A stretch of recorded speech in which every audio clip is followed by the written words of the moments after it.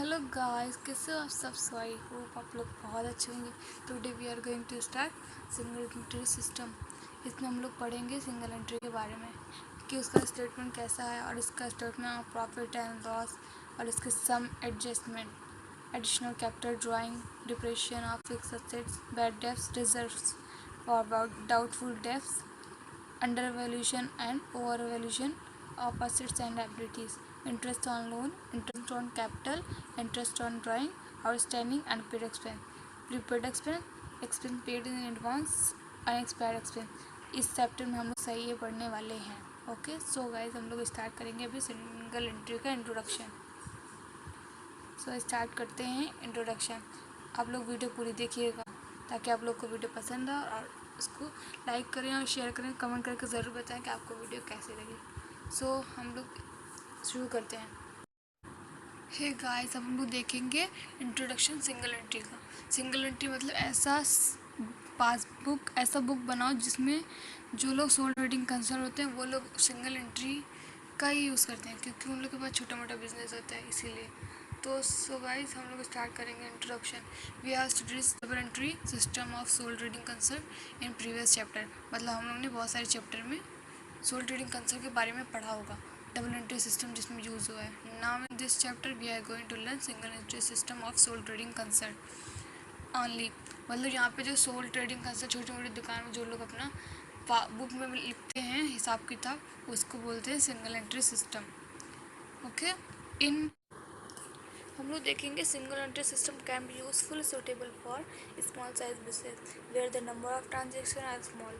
मतलब ऐसा बिजनेस जो बहुत छोटे मोटे हैं, वहाँ पे जो ट्रांजेक्शन होते हैं बहुत छोटे छोटे होते हैं, वहाँ पे हम लोग यूज़ करेंगे सिंगल एंट्री सिस्टम। और हम लोग बुक ऑफ अकाउंट भी ऐसा बनाएंगे जिसमें छोटे मोटे खर्चे अपने लिख सकें। Single entry system is not a particular system of accounting, rather it is double entry system in complete and unscientific form.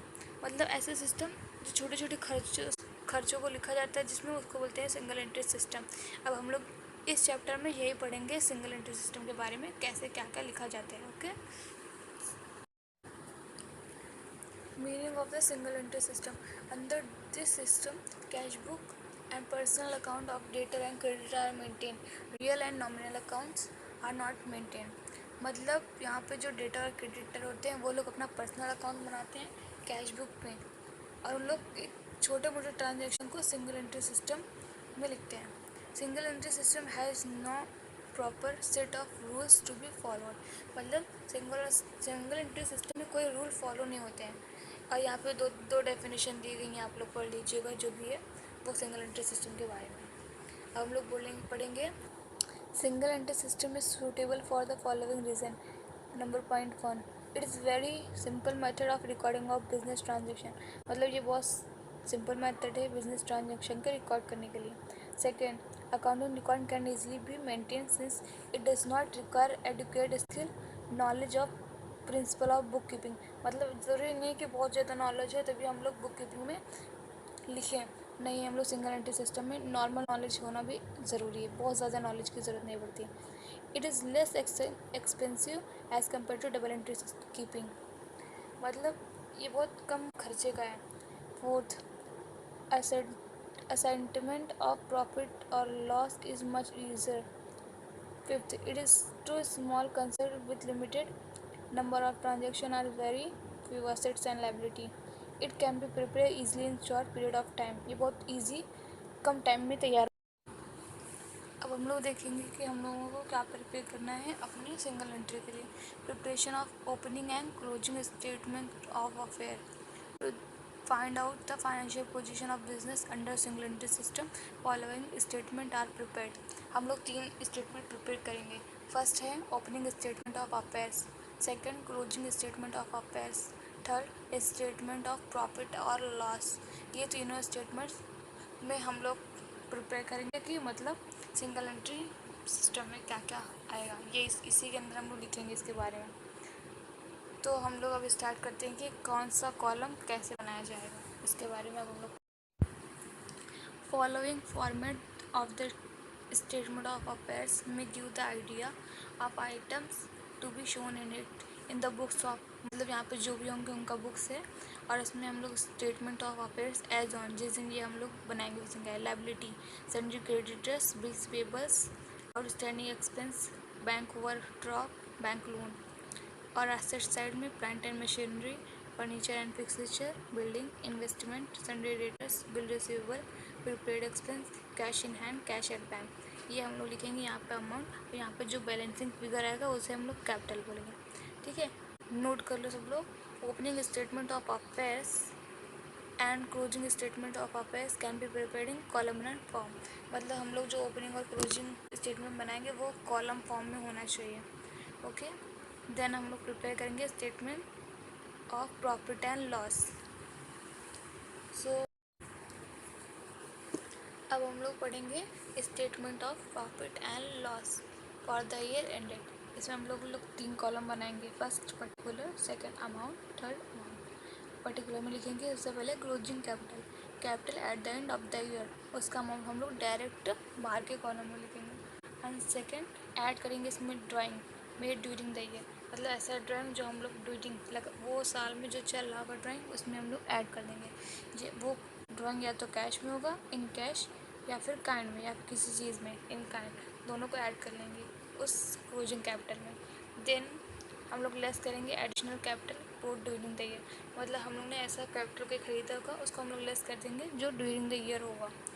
Then adjust closing capital, फिर हम लोग क्लोजिंग कैपिटल को एडजस्ट करेंगे ऐड और लेस करके।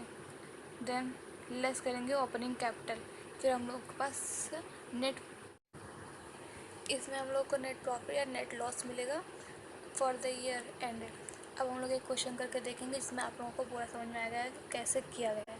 तो हम लोग पहले क्वेश्चन को पढ़ लेंगे। The following example can give the idea of calculating the profit and loss. पहले हम लोग opening capital 19,000, closing capital 1,15,000, additional capital brought during the year 10,000, drawing made during the year 15,000। Solution, अब हम लोग इसका सॉल्यूशन देखेंगे। स्टेटमेंट ऑफ प्रॉफिट और loss for the year ending. अगर हम लोग इसमें 3 कॉलम बनाएंगे सेम, पर्टिकुलर अमाउंट, अमाउंट का अमाउंट के कॉलम में सबसे पहले लिखेंगे क्लोजिंग कैपिटल और उसका अमाउंट लिखेंगे सबसे लास्ट में 15,000। देन हम लोग इसमें ऐड करेंगे ड्राइंग कितना था 50,000। देन ड्राइंग को ऐड करने के बाद हम लोग लेस करेंगे additional capital introduce during the year, मतलब ऐसा कैपिटल दो जो हम लोग ने एडिशनल परचेज़ किया है।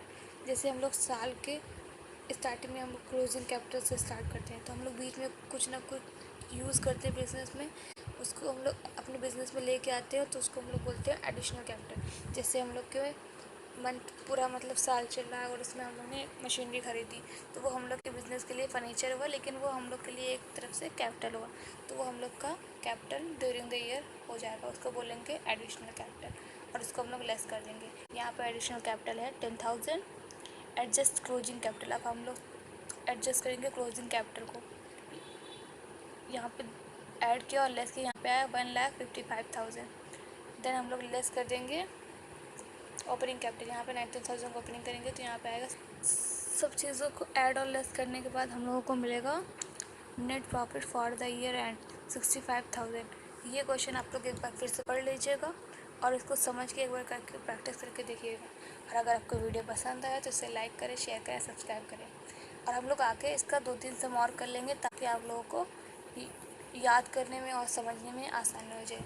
और कमेंट करके ज़रूर बताइएगा कि आपको वीडियो कैसी लगी। हम लोग इसी तरह वीडियो डालते रहेंगे, धीरे धीरे आप लोग वीडियो देखते रहें। Thank you so much guys for watching. Thank you guys.